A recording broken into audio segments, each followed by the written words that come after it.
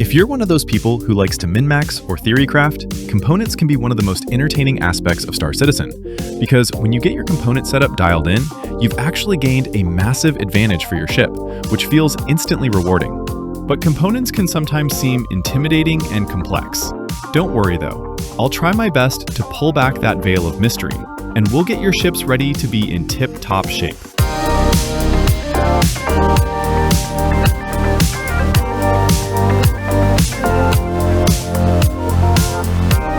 With the release of patch 4.5, CIG implemented a major rebalance on nearly every component and ship weapon to herald the arrival of engineering. Some of the old, tried-and-true components that used to be considered the top tier are no longer the best option, but now some of the components that appear, at first glance, to be the best may also not actually be the best option. In this video, we'll dive deeper into which components you should be using and why, and after, you should have a better understanding for making component choices moving forward. However, these choices will sometimes depend on variables such as what particular task are you going to be using your ship for, what components do you have available to you, and what kind of weapons will you be using.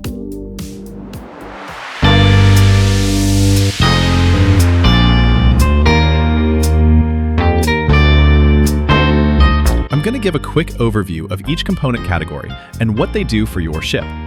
Let's start with the most important component of all, power plants. Power plants, as you might have guessed, power all the other components and systems on your ship. If all your power plants are destroyed, turned off, or removed, your ship will cease to function. Power plants achieve this by providing the power segments to your other key systems and components. The better the power plant you have, the more segments you'll have available to you. Next are shields. Shields are your first line of defense in combat. Each power segment allocated will increase the speed at which your shield regenerates. Shields may seem fairly straightforward at first, but there's actually some nuance to choosing a good shield loadout. We'll come back to that. And then there's quantum drives. Quantum drives are the components that allow you to quantum travel long distances through space. The better quality drives generally have higher overall speeds. However, there are some other factors to consider when choosing a drive. There are also jump drives, which allow you to travel between star systems, but since there's only one type for each size of ship and no other factors, we'll skip those. Just be sure to unequip your jump drive before equipping a quantum drive, as there's a bug that can delete your jump drive. After you've equipped your quantum drive, you can re-equip your jump drive after. And finally, coolers. Now that engineering has arrived, coolers actually have a purpose now. Coolers regulate the temperature of your ship. Your ship's systems will passively generate heat by just being on, but firing weapons and using thrusters will also generate heat on your ship. If your cooling capacity is exceeded, your ship can catch fire. The more power segments you have allocated to your coolers, the more cooling potential you'll have available, thus more ability to prevent something like this. Okay, now that we've got the basics down, let's get into the nitty-gritty for each component type. I'll give you general recommendations and reasoning here for component setup, but there will, of course, always be other variables to consider, which I will get into after, so stick around for a more comprehensive understanding. And if you're new here, thanks for stopping by. I really do appreciate it. Here on this channel, I enjoy making videos about Star Citizen in my free time. Some are more informative, and some are more on the creative side. I'll cover topics that I personally find fascinating and those that the community are curious about. So if that's your cup of tea, then feel free to subscribe. Or don't, you're welcome all the same. Okay, let's get into it. So we'll start with power plants again. Power plants are mostly straightforward. You'll want a power plant with the most power generation, but also consider other factors like electromagnetic emissions and hit points. If you're in a ship that doesn't require as much power, it can be advantageous to use a stealth power plant to lower your emissions, as it'll make your ship less detectable at longer ranges and easier to avoid being hit by missiles. Hit points on your power plants will only really matter if your ship is small enough that it could suffer from easier ballistic penetration. In those cases, components can be hit for direct damage. Military components are meant to take a beating and, as a result, have the highest hit points. They also have some of the highest power generation, making them one of the best choices overall. However, be aware, they also have the highest electromagnetic emissions. Industrials are right behind militaries, with high power, high HP, and high emissions, very reliable. Civilian power plants generally have less power generation, HP, and emissions, fairly balanced between stealth and industrial. Competition power plants are similar to civilian, slightly better power generation but less HP. Eventually, when component weight has more of an impact on the game, competition class components being lighter will matter for ship thruster efficiency, thus making these more performative for game loops such as racing. But as of now, they don't provide much of an advantage. And stealth power plants provide the least power generation, but have significantly lower emissions. For most situations, the best power plant will be a military grade A. For size 1s, that would be the JS300 or Quadricell. For size 2s, that would be the JS400 or the Quadricell MT. For size 3s, that would be the JS500 or the Quadricell MX. These aren't power plants that can be bought at in-game shops, but some can be found around the verse, so keep an eye out for them, or trade other players for these. But after military grade A's, the next best would be industrial or competition that can be bought at shops. For size 1s, either the Lumicore or Breton. For size 2s, either the Starburn or Genoa. For size 3s, the Durango. Is the philosophy with shields the same? Are military shields the best? Well, not exactly. Shields aren't quite as straightforward as other components, as there's several other factors to consider. Obviously, the shield hit point pool and regen speeds are the most important, but these numbers will vary based on how many power segments you have available to allocate. For example, let's take a look and compare the FR-76, a grade A military shield, to the 7M-A Lorica, a grade A civilian shield. At first glance, we can see that the FR-76 has higher pool hit points at 9,240 and higher regen speed at 842. The Lorica has 8,750 and 789.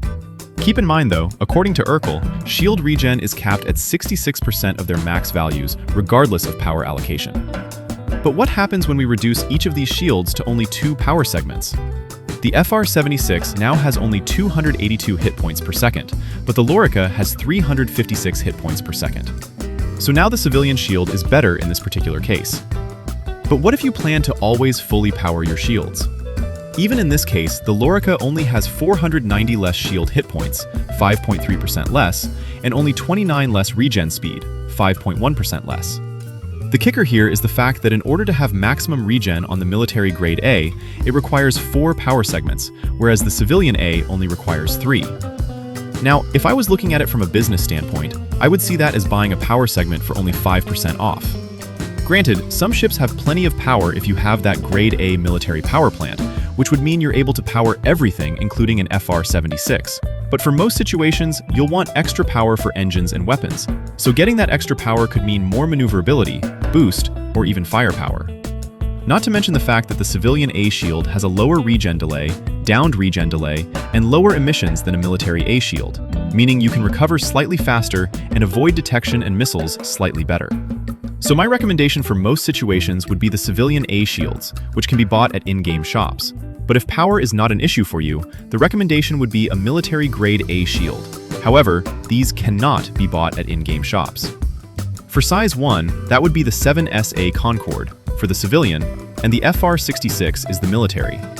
For size 2, as we covered previously, is the 7M-A Lorica and the FR-76.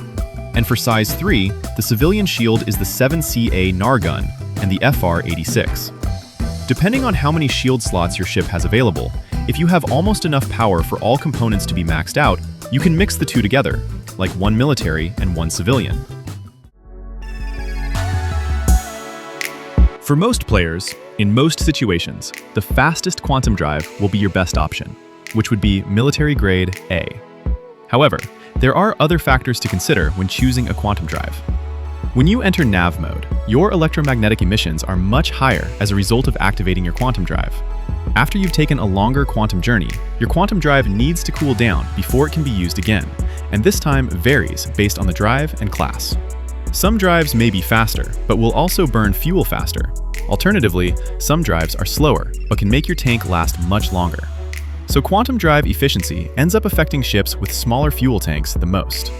Military quantum drives tend to have the best speed, efficiency, and hit points. They have decent emissions but longer cooldown times. Industrial drives have good speed, decent efficiency and hit points, but very long cooldown times and very high emissions. Civilian drives have good speed and efficiency, low cooldown times, but only okay emissions and hit points.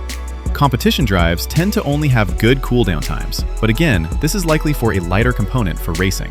And stealth drives aren't particularly good in most areas except emissions, which are significantly lower than the other drives. However, this can actually make a difference, as arriving at a location in nav mode can reveal you from much further away than in SCM mode, unless you are using a stealth drive. So here are my recommendations.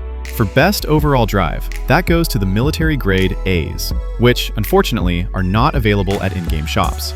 For size 1, the VK00. And while this can't be found at in-game shops, it can be looted from ships, such as the L-22 Alpha Wolf. For size 2, this would be the XL1. For size 3, the TS2. However, my recommendations for best drives that are available at in-game shops. For size 1, I would recommend the Atlas Civilian A drive. It has a nice blend of speed, cooldown time, and decent emissions. For size 2, I would recommend the Hemera Civilian A drive for the same reasons. For size 3, I would recommend the Erebos Civilian A drive, which is the second best behind the TS2. However, because smaller ships may have issues refueling or difficulty getting to further regions of space, for a more efficient drive, I would recommend size 1 drives, such as the Goliath, Vulcan, or Beacon, which can save you from having to make more trips to refuel. Okay, but let's talk coolers now. Coolers are probably the least consequential components for a ship.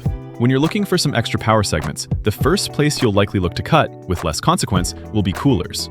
I think CIG's initial rollout of engineering may have been a bit soft-handed, as you can run most ships' coolers just fine with less power. I wouldn't be surprised if CIG ends up tweaking cooler generation. Because of this, I think stealth coolers are still going to be the best option for ships with size 1 and 2 components, but size 3 stealth components don't exist. But what about just running military A coolers with less power segments allocated? Well, the issue with that is, those coolers have even less cooling while using more power than stealth coolers. Look at the Glacier cooler, a size 1 grade A military cooler. Now, this cooler has the best in-class cooling generation available for size 1 coolers. However, let's compare it to a Vaporblock, a grade B stealth cooler. As you can see, the Glacier has 38 cooling generation, while the Vaporblock only has 22. But there's a big difference here. The Vaporblock only uses 1 power segment, whereas the Glacier uses 3. Let's take away 1 power segment from the Glacier. Now it only outputs 21.5 cooling generation for 2 power segments, while the Vaporblock outputs 22 for only 1. I'm sure you can see where this is going. Stealth coolers provide less maximum potential of cooling, but have higher cooling generation per power segment. Much like shields, military coolers are only good when used at maximum power. On top of that, stealth coolers will lower your IR and EM emissions, making your ship harder to detect and more difficult to be tracked by missiles. But cooling can vary by ship, so when you're looking on Urkel or SP Viewer, be sure to look at the cooling consumption bar to make sure you'll have enough cooling. If the number is above 100% and red, this indicates that you won't have enough cooling passively. Remember, this number can go up while in battle because using thrusters and weapons increases overall heat. So for size 1 and 2, I would recommend using stealth coolers. For best overall, snow blinds for size 1s and nightfalls for size 2s. For best that are available at in-game shops, I recommend Vaporblocks for size 1s and iceboxes for size 2s. However, since there are no stealth coolers for size 3 components, you have a few options. The Blizzard has the best overall cooling if you plan to run all power to it. However, if you plan to run only 4 power segments, then the Cryostar XL has better cooling generation, running 3 or less power segments, and the Blizzard is once again better. So the Blizzard, a military grade A, is best overall, but the Cryostar XL, having a lower max power requirement, makes it the second best, and it is available at in-game shops.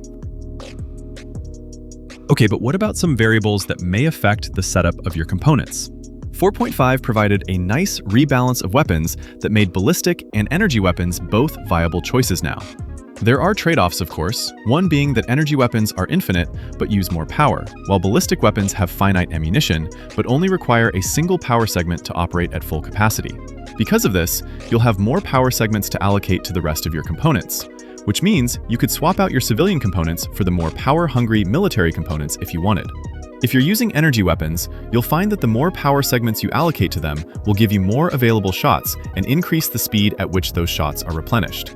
However, if you're not going to be doing combat in your ship, then you don't really need to worry about allocating power segments to weapons. You can choose to turn off your weapons, or you can just equip all ballistics. If you're trying to get in and out unseen, you'll want to be using all stealth components, which is a situation where the emission signatures will matter the most. Each component has a certain level of electromagnetic emissions depending on how many power segments are applied. Coolers have both electromagnetic and heat emissions. Why do emissions matter? Emissions will determine how far you can be detected by an enemy ship's radar, and will also affect how well an enemy missile can track your ship, depending on the type of missile. As a general rule of thumb, industrial and military components have the highest level of emissions, then civilian, then stealth. Stealth components are designed to have lower emissions, but are generally not as performative as other types. Like I detailed the differences with stealth coolers, there are a few additional caveats. Stealth shields are interesting. While they don't provide as many shielding hit points as other types, they do have the fastest regen delay and downed regen delay, and the regen rate per power segment on components of the same grade is better than that of a military shield. This all points to how stealth ships are meant to operate. If you want to be as stealthy as possible, you should use as few power segments as you can in each of your components, as the more you have allocated, the higher your emissions will be. Some players will even go so far as to turn off shields and weapons until they are ready to use them, in an effort to be as sneaky as possible. Thank you for tuning in, and I hope you found this video helpful. Let me know in the comments if you have questions or anything you think I might have missed. But that's all for now. Fly safe, citizens, and I'll see you next time. Take care.